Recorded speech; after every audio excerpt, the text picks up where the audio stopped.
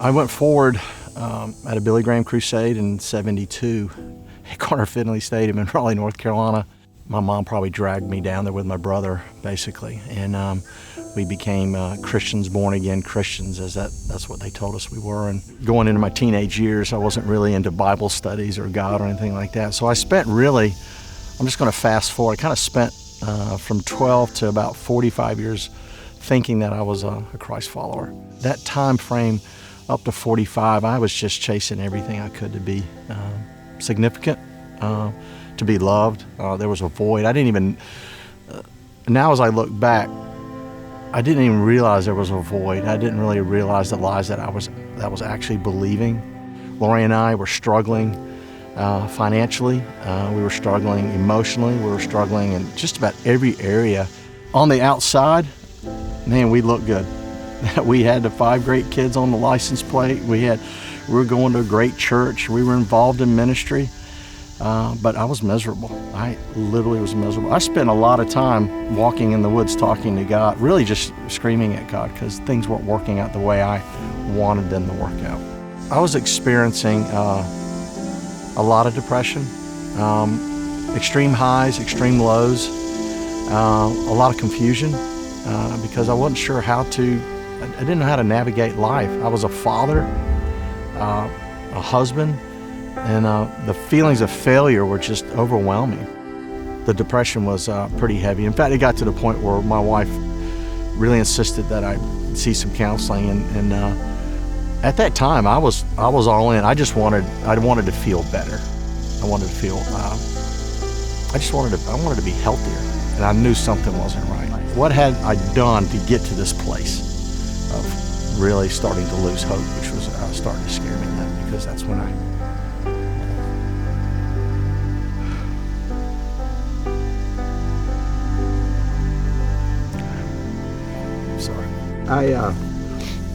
started losing hope, and then the thought of the thought of just giving up started to become a really good idea.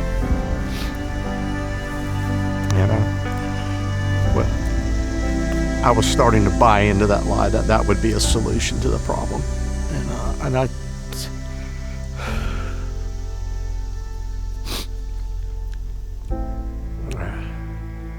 So I basically had to make a choice, and what happened was I got to the point where I had really decided, hey, I'm gonna make a choice.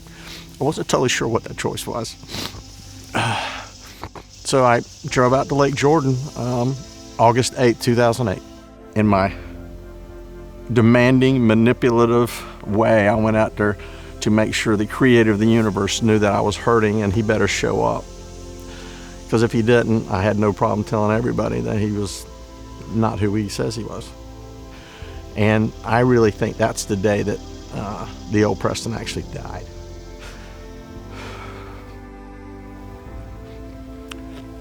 Because I really went out there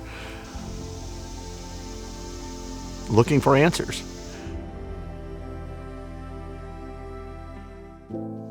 The beautiful thing that happened that day was I went out there with a list of things that he needed to do. Nothing that I was going to do for him, just things that he needed to do for me. I basically confessed everything in my life to him. And I said, and then towards the end of it, I just told him, I said, I need a new heart. And I said, Lord, I really need you to teach me how to love you. I don't know what that means.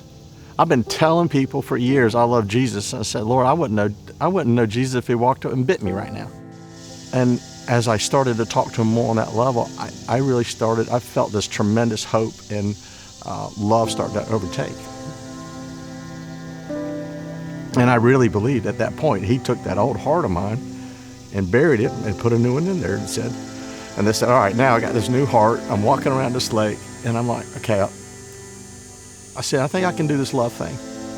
I'm feeling it, and I could literally feel him say, that's good. We're on the same page now. What I realized that day was there was so much in my past. I spent 46 years away from God. I was bombarded by shame and guilt and fear, and regret was just huge. But I just chose to focus on the future with him, and found just tremendous contentment and joy in that. Every time the past would raise its head, I just said, hey, I'm on God's team now. I'm not going to deal with it anymore. I think if there was one thing I gleaned from that day at Lake Jordan, was that my past no longer defined Preston McLaurin, and my future with God was just going to be an amazing future, and it had nothing to do with what I'd done in the past. That's when I felt freedom, because I was now free from that past. You got to understand, I had showed up to the lake almost dead. So this feeling, I was like I had so much more energy. I was just alive. I've really, for the first time, I felt alive. And the weight of sin, it was like gone. It was like just gone. Everything that I'd done in the past that I thought was so terrible was just lifted off me. And that's where, freedom, that whew, man, I'm free in Christ. This is what that really feels like.